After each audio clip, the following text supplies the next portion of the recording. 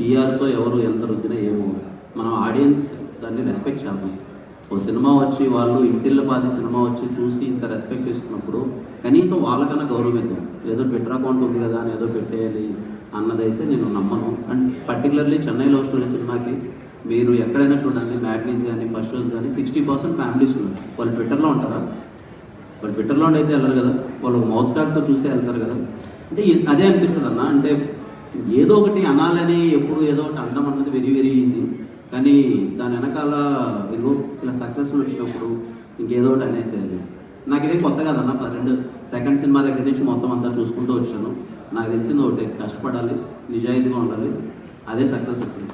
దేనికి కంగారు పడదు. అంటే నాకైతే కొత్త కదా, నాకు తెలుసు కూడా.